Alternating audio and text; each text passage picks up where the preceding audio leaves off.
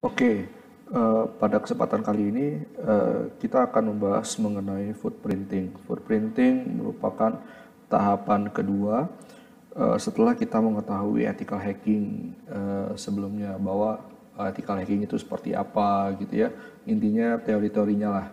Lalu kemudian, nah, tahapan yang kedua sekarang adalah mengenal tahapan-tahapan yang dilakukan. Sebenarnya tahapan dari ethical hacking itu sebenarnya untuk melakukan peretasan ada 5 ya. Yang pertama itu melakukan pemindaian, terus yang kedua melakukan scanning, lalu kemudian uji peretasan, kemudian pertahanan akses, lalu kemudian maintenance aksesnya gitu ya.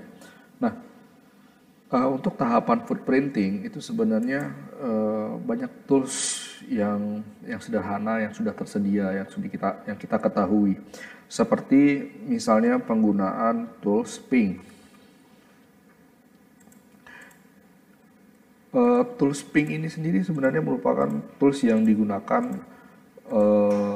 untuk melakukan troubleshooting jaringan. Biasanya mengecek koneksi, apakah koneksi sudah tersambung atau belum, atau hal yang lainnya, gitu ya. Nah, kita bisa nih misalnya mengetikkan ping target untuk mengetahui alamat IP public, karena biasanya ping itu outputnya selain replay juga alamat IP dari si target. Misalnya ping, kemudian targetnya adalah test.com, gitu ya. Nah, di sini akan memberikan hasil misalnya berupa 99.80.172.166. Ini merupakan alamat IP public dari si test.com, atau misalnya ping, terus google.com.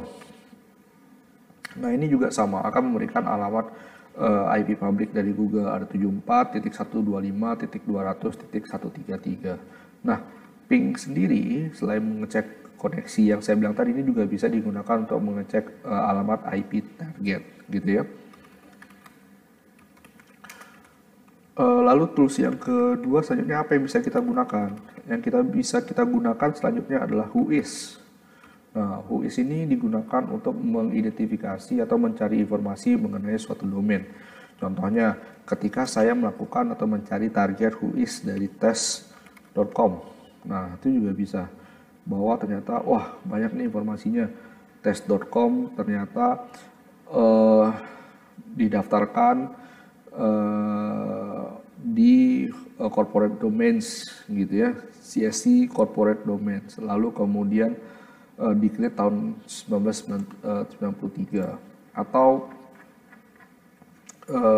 yang lebih sederhana lagi, Whois polybatam.ac.id. Nah, di sini ada nih, dari punya domain polybatam.id, itu dimiliki oleh Pandi gitu ya, dibuat tahun 2001, expirednya tahun 2021 kayak gitu ya. Lalu kemudian nah, kalau seperti ini, itu artinya biasanya pemilik domain juga dapat menyembunyikan informasi domainnya, jadi terkait email siapa kayak gitu ya, itu semua bisa disembunyikan. Nah, itu dari penggunaan Whois. Nah, atau kita sekarang mau pakai yang buy online juga ada. Jadi misalnya kita buka browser gitu ya, lalu banyak tools online yang tersedia. Misalnya kita Google dulu, google.com gitu ya. Lalu kemudian kita cari Whois gitu, maka akan terdapat beberapa tools yang bisa digunakan. Nah, ini contohnya misalnya Whois domain tools. Nah, ini bisa kita pakai. Lalu ada juga netcraft.com. Nah, ini juga bisa kita gunakan, netcraft.com. Tapi biasanya kalau ke Whois, nah ini contohnya misalnya Whois ke tadi polybatam.ac.id gitu ya. Nah, ini ada semacam verifikasi gitu ya, parking matters.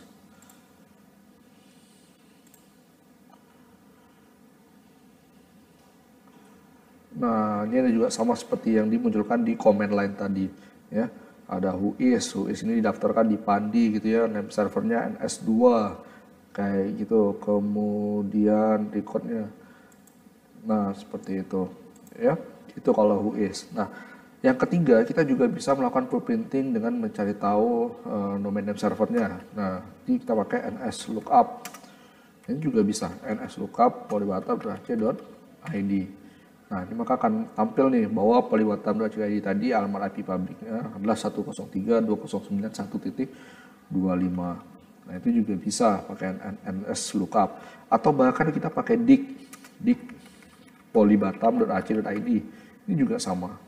Ya, bisa juga digunakan untuk mencari tahu informasi dari si IP public dari si target.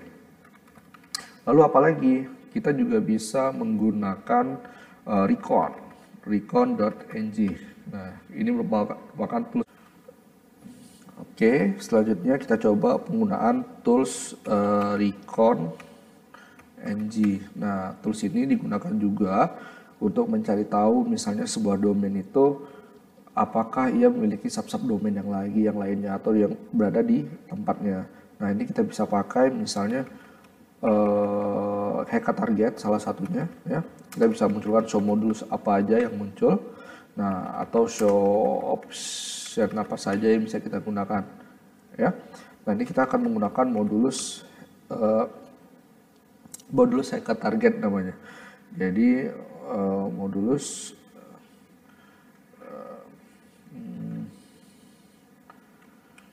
Oke, kita akan coba gunakan modulus load hacker target. Nah, ini udah masuk ke hacker target. Lalu kita option set source-nya, targetnya, ya. Kita tadi targetnya adalah test.com misalnya. Nah, sudah ada. Jadi kalau kita lihat infonya bahwa test.com tadi sudah menjadi target source-nya. Lalu kita kalau ketik lagi inputnya adalah test.com. Untuk menjalankannya itu tinggal pilih run. Nah, maka akan melakukan scanning nih bahwa test.com tadi apakah dia memiliki sub domain lagi yang lain. Nah, di sini ada 5 total host. Kalau mau nampilinnya show host. Nah, ini sudah ada nih. Tadi show host tadi ada test.com, ada mypasswordtest.com, ada blend, ada email test.com, community test.com. Nah, jadi tools recon ini bisa digunakan untuk hal-hal yang seperti ini. Nah, lalu sebenarnya ada tools apa lagi yang lain? Sebenarnya Kali Linux itu punya tools banyak gitu ya. Di information gathering-nya ada Nmap, kemudian ada NetDiscover, terus ada Maltego. Ini yang basisnya adalah UI.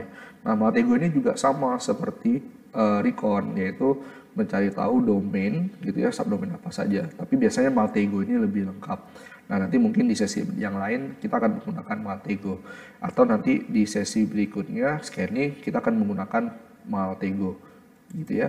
Oke, cukup sampai sekian dulu, silakan dicoba ya. Kalau bisa dilakukan percobaan dengan menggunakan alamat domain yang kita ketahui sendiri. Oke, terima kasih.